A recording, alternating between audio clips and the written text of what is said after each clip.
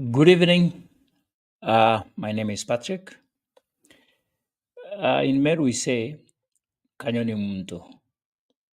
Kanyoni Mto means someone may take the message and get it home.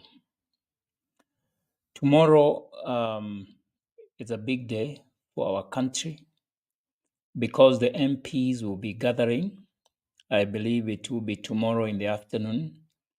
They will gather to either adopt the report written by the Appropriations Committee and finance something.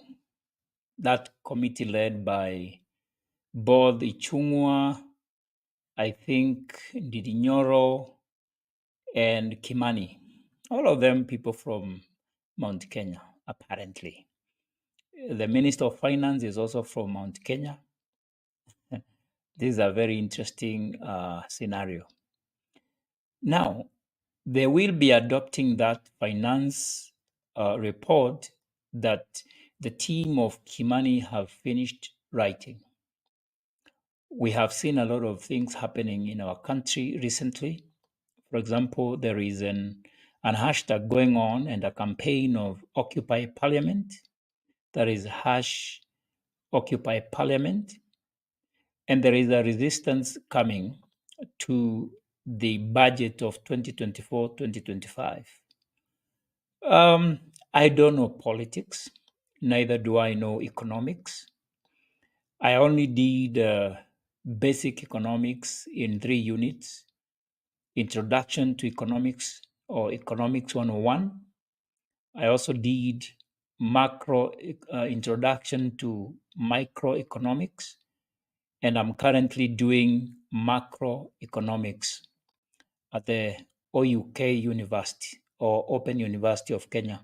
One of the pet projects of our dear President, His Excellency William Ruto. I am a student there, so I am a beneficiary. It's not free though. It's 1/3 of what the normal universities pay. We do it virtually online, full time. So tomorrow will be discussions about money and economics. I have no information, I have no knowledge of economics. So I won't talk about, expertly, or I don't have expertise in economics. Neither am I a politician. I am a theologian and a business person. I don't know politics. So tomorrow, I'll be listening to experts as they are talking, and I will also watch as the team of Hanifa, Eric Omondi, Boniface Mwangi, and others will be demonstrating outside of Parliament, and they will be demonstrating against the finance bill, the one that is being discussed.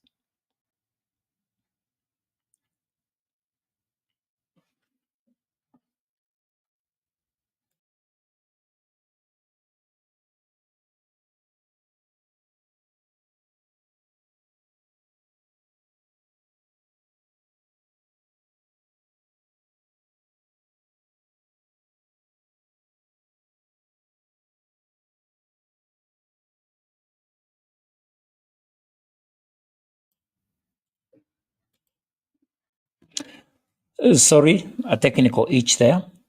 So, as I've said, not being an economist or a politician, I'm just a villager, just like the trend has been going on for someone who does not know much or someone who is not very exposed.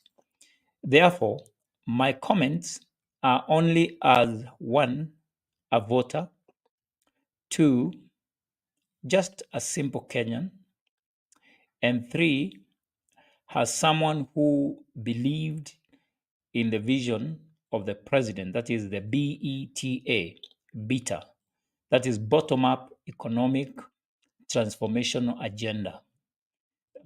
Part of it was to lift Mama Mboga, Boda Boda, and Hustler to be able to occupy and decide the destiny of this nation, as the government will be based on that mantra of Boda Boda, Mama Mboga, and Hustler.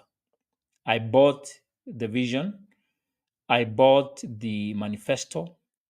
I bought the proposition by the president and the UDA party, and that's why I voted for him. I still believe in him. I still believe there is a chance for him to change this country because he had very good intentions. Other reasons I elected the president was because of the affordable housing. I did mention that I'm also a real estate professional. So I'm a real estate agent and I do real estate in Nairobi. So I know how difficult it is to have houses in Nairobi. And therefore, I supported his affordable housing program or plan. I was also interested very much in the virtual university that he proposed in the beta, which is the Open University of Kenya.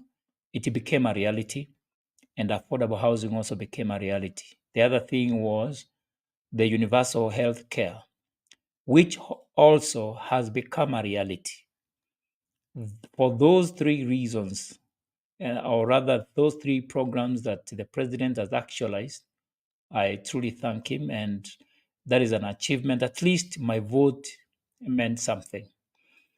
Although he had promised to lower the cost of living, I haven't noticed any change in the cost of living for the Boda Boda, Mama Mboga, and Hustler like myself.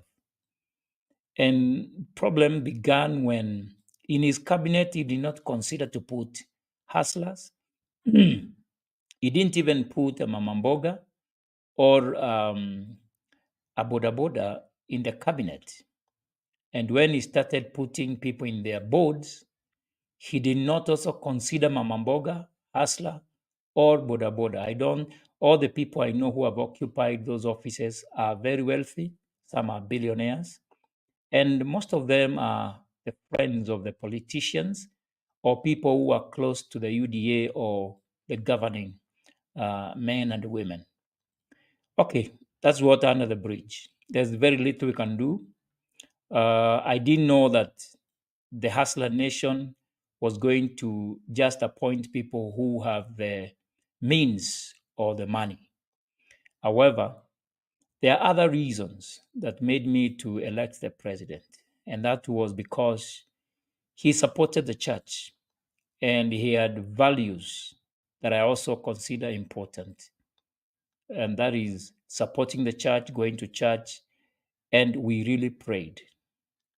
Also, the First Lady, being a Christian for many years, and her agenda of praying for this nation. I believe in prayer. I'm a Christian, I'm a practicing Christian. So, for that reason as well.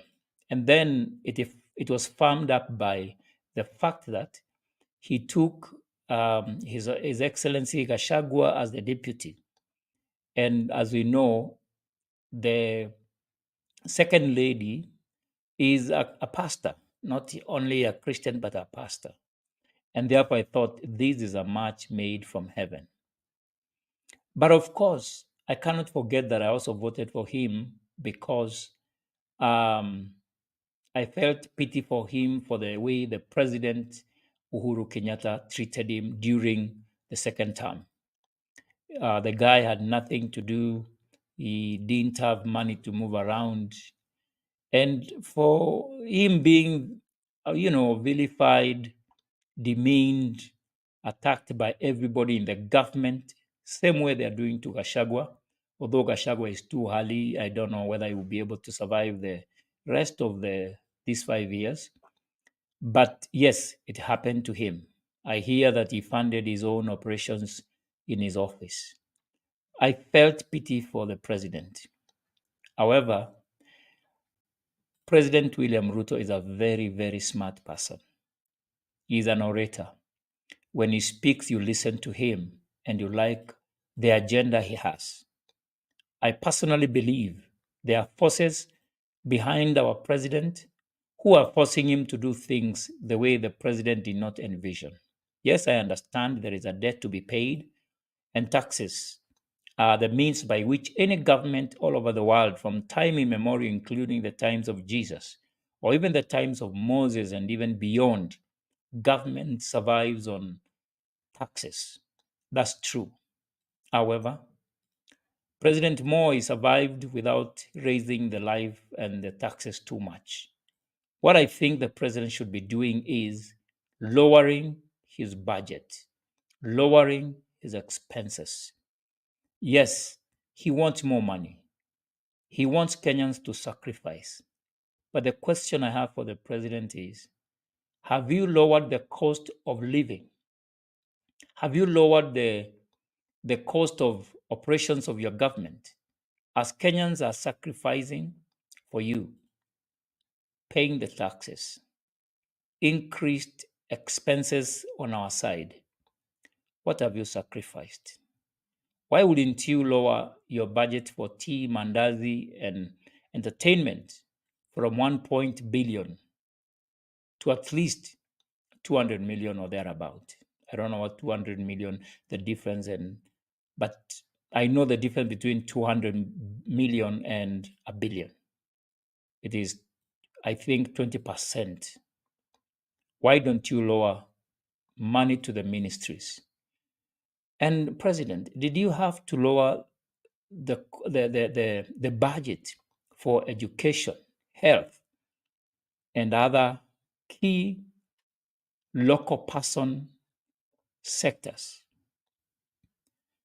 I feel that you did not consider the hustler or me for that reason. I traveled all the way to Meru to vote for you, but I don't know. Did you forget what you promised us? That you are going to look into our affairs to make our lives much better. I don't know. But our businesses are being hurt, Mr. President. Also, remember you have not paid the 600 billion pending bills. At least you could have released the 100 plus worth of the bill of the pending bills that was ratified and also examined and certified as true by, I think, last month or somewhere in March. At least you could have paid that 100 billion. That money in the economy circulation could have done a lot of good things to us as business people. Remember, when money is circulating, there is business.